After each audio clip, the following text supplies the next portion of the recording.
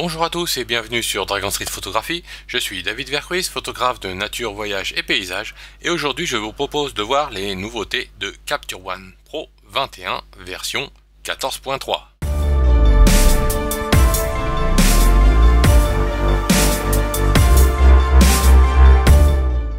Dans cette version 14.3, qui est une mise à jour intermédiaire, la troisième mise à jour intermédiaire de la version 14 de Capture One, nous avons 4 points de nouveauté. La première nouveauté, c'est ici le pinceau magique qui fait son apparition. Et comme vous pouvez le voir, ça va permettre une sélection en fonction de la couleur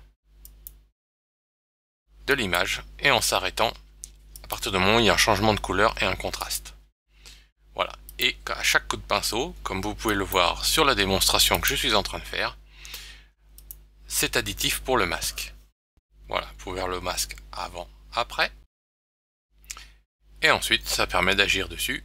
Et vous pouvez voir la rapidité avec laquelle j'ai masqué et isolé ma fleur de son arrière-plan. Et ceci extrêmement rapidement. Voici dans une autre image, un autre exemple. J'ai sélectionné mon pinceau magique et je n'ai pas sélectionné encore de calque. J'ai tout simplement sélectionné l'océan ici. Et vous pouvez voir que mon océan est sélectionné et j'ai des petits morceaux de zones, des petites zones qui ne sont pas sélectionnées. Je vais recliquer dessus. Voilà, mon océan est entièrement sélectionné en un temps extrêmement rapide. Et comme vous pouvez le voir ici, j'ai quelques patchs qui sont de la même couleur que mon océan, qui ont été sélectionnés aussi. Pourquoi? Parce que ce pinceau a des options. En cliquant droit, je peux ici sélectionner la taille du pinceau, rien de nouveau pour ici, l'opacité aussi, donc là 100% puisque je veux sélectionner entièrement et pouvoir agir sur 100% de mon masque. Et nous avons deux options, la tolérance du pinceau et le contour du pinceau. Et échantillonner entièrement ma photo. Parce que échantillonner entièrement ma photo a été sélectionné, c'est pour cela que ma sélection ne s'est pas simplement réservée à la mer ici, mais aussi au reste de l'image. Si je réinitialise mon masque et que je clique droit pour décocher l'option échantillonner la photo entière, maintenant si je passe sur mon océan comme ceci, mon océan est sélectionné. Je rajoute un petit peu les petites zones, voilà. Et comme vous pouvez le voir, le contour est plutôt très bien fait, automatiquement. Encore un petit peu ici, voilà. Maintenant, dans les options dedans, comme vous pouvez le voir, ça n'a pas sélectionné le reste de mes textures de rochers, les zones blanches qui sont proches de la couleur de l'océan. Maintenant, je peux jouer donc sur la tolérance ici. Si j'augmente la tolérance, il va aller chercher beaucoup plus d'autres variations de couleurs. Par exemple, je réinitialise mon masque et je recommence l'opération et vous allez voir qu'il va aller me chercher d'autres couleurs sur la photo. Voilà. Donc il prend des couleurs beaucoup plus éloignées que la couleur d'origine. Donc après, selon si vous cherchez à utiliser un panel de couleurs un petit peu plus large, vous pouvez augmenter la tolérance ou la diminuer. En général, autour de 25-26 pour des couleurs similaires, cela fonctionne plutôt bien.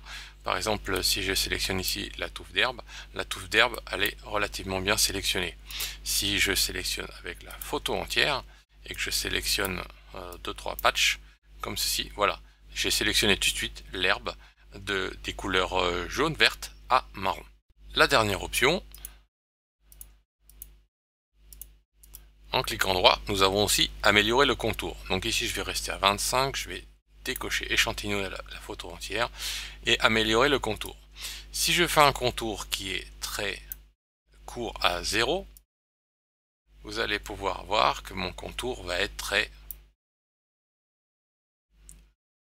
accentué, très aigu, très serré. Voilà, très peu de tolérance, donc ça s'arrête brutalement.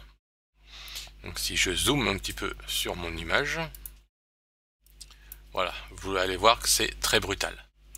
Maintenant, si je réinitialise mon masque et que je augmente à fond mon amélioration de contour, si je fais encore une sélection de mon océan, on va commencer à avoir une sélection beaucoup plus dégradée. Si je fais la même chose par exemple pour vous montrer la qualité du masque sur ma touffe ici d'herbe. Donc j'ai une amélioration du contour et tolérance. Voilà, je sélectionne mon herbe.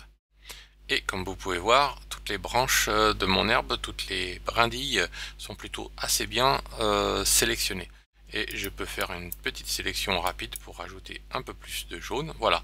Et j'ai plutôt une touffe d'herbe qui est assez bien définie. Bon, je pourrais nettoyer un petit peu là éventuellement.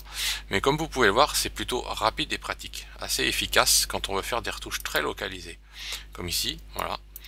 Très rapidement, ça me fait des petites retouches. Voilà. Et on peut vraiment faire des retouches assez précises avec des sélections ultra rapidement.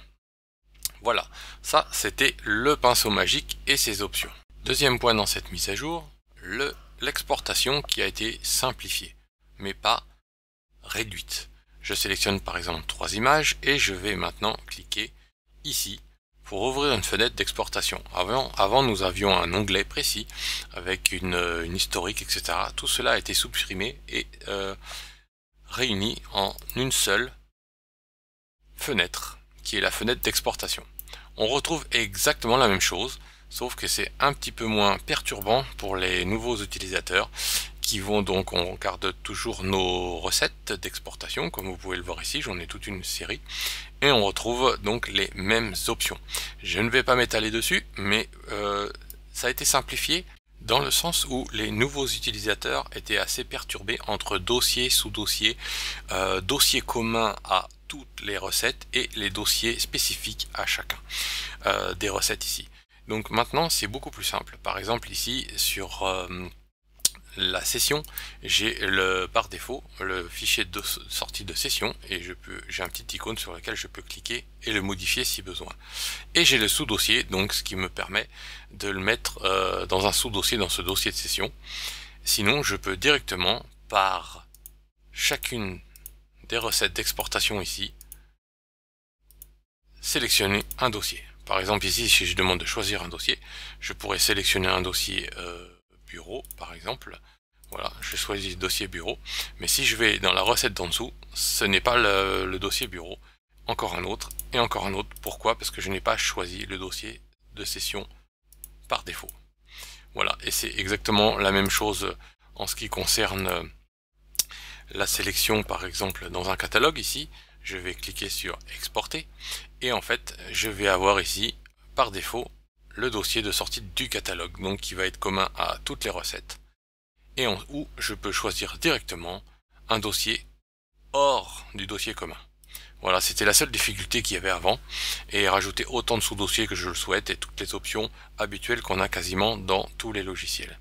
Et donc c'était la difficulté qu'il y avait avant, puisque il y avait deux types d'outils différents qui se court-circuitaient l'un l'autre, l'un avait la priorité sur l'autre. Maintenant c'est plus le cas, il n'y a plus d'erreur avec la petite liste déroulante. Vous choisissez si vous utilisez le dossier commun à la recette ou un dossier spécifique. Voilà, il n'y a plus d'embrouille.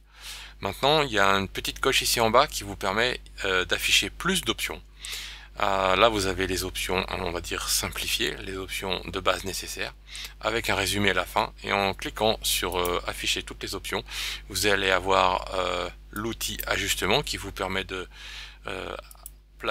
choisir une netteté, un recadrage, le filigrane, et aussi de sélectionner les métadonnées ou les mots-clés que vous souhaitez inclure dans l'exportation ou non. Voilà, ce qui permet d'être très rapide. Voilà. Et ici, ça vous permet directement, par exemple, si je choisis une exportation Instagram, donc dans ma recette, ou une exportation pour Flickr, vous voyez de suite, un soft proofing, c'est-à-dire que vous voyez, c'est tout le temps en visualisation exactement comme à la sortie.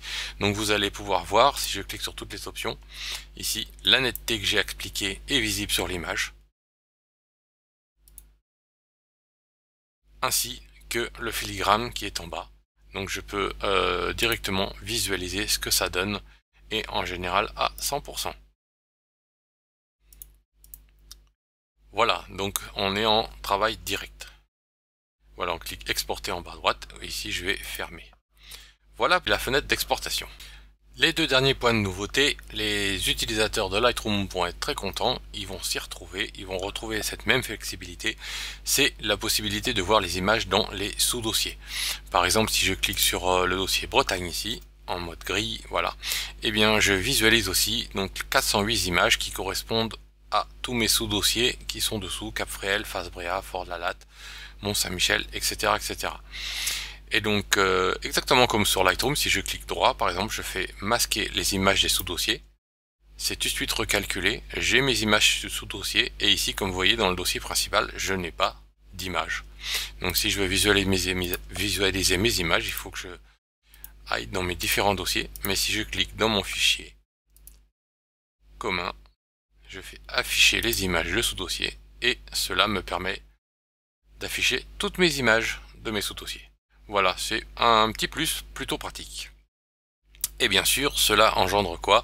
La nécessité de pouvoir synchroniser les sous-dossiers. Maintenant, en cliquant sur synchroniser, vous allez avoir l'option inclure les sous-dossiers ou inclure seulement les sous-dossiers déjà connus. Donc si vous décochez cette case, il va inclure les sous-dossiers non connus mais qu'il va trouver dans le dossier principal, avec les mêmes options qu'avant pour le reste de la fenêtre de synchronisation. Voilà, ce sont les 4 points, les 4 nouveautés de cette version 14.3 de Capture One, la mise à jour intermédiaire.